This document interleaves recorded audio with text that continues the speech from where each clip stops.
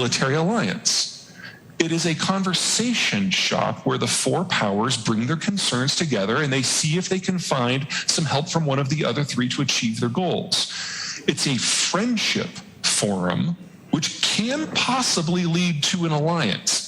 But considering where India is right now with its weapons technology, its ambitions, its problems with the Pakistanis, this is honestly a more realistic approach to any sort of long-term relationship building than an alliance would be.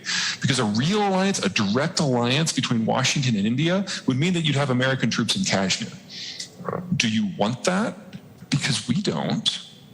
But if we have a situation where we can talk about things like Kashmir, talk about things like Islamabad, and bring in the Japanese for some economic strength and the Australians for that creativity that they always bring to every relationship, this is exactly what India needs right now. In many ways, this is better than an alliance. Okay. Just a clarification for Indians from somebody sitting in the US and somebody who sort of understands.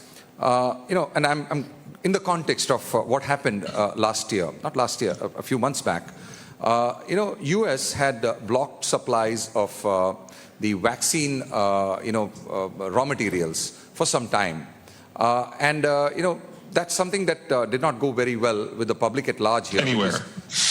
The whole... It didn't go well anywhere. Yeah. The friendship thing suddenly sort of looked like these guys can't be trusted. So what would you sort of...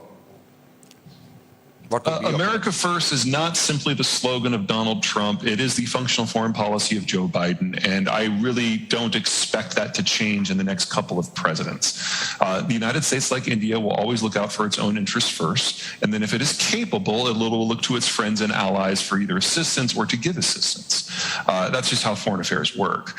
But something that's critical to remember about this specific instance, the technology in question, the mRNA vaccine, there are very few facilities in the world that can process it. And at the time that this was going on, they were all in the United States. So even if the United States had provided the raw materials to someone else, it would have just sat in a warehouse. It couldn't have been turned into vaccine, which of course raises the question of what's next with the vaccines. I get you. This is basically, why I'm saying this is, and again, you and I may not really be able to make a statement on this, but still, I'm airing what I'm thinking, and I think I was expecting, I am expecting your thoughts on this subject. India has a history. First of all, it fancies itself as one of the earliest civilizations, about 4,000 or 5,000 years old, there is historic evidence of that, and therefore we consider ourselves as a sort of a primal world power. Once upon a time, we were whatever. And then we have a very painful 300 years of colonial, period, because of which there is a sort of there is a, I wouldn't say a fear, or sort of an anxiety when it comes to dealing with other powers. And therefore, ever since we got independent for the last 75 years, we've always been wary of, getting into close friendships and alliances with world powers, whether it was the USA and USSR during the Cold War, and so on and so forth. So, for the first time, I think, in the last 20 years now, ever since the US supported, nuclear raw materials, there was that embargo which was lifted, I think, around 2007 or 8. There has been a warming up and thawing of relationship between India and the US. And then, of course, there was the theatrics or the dramatics of the last president with our Prime Minister, where there was a lot of, back-thumping camaraderie which was on camera.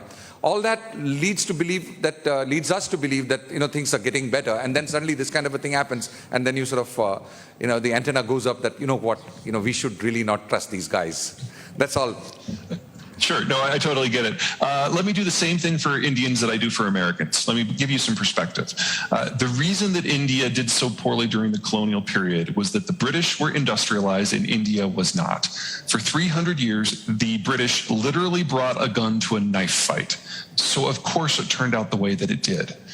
But India is not unindustrialized anymore. Does the country have faults and shortcomings? Of course, we all do. But it is much closer to an even fight, and there is no industrialist power in the world that could impress its will upon India.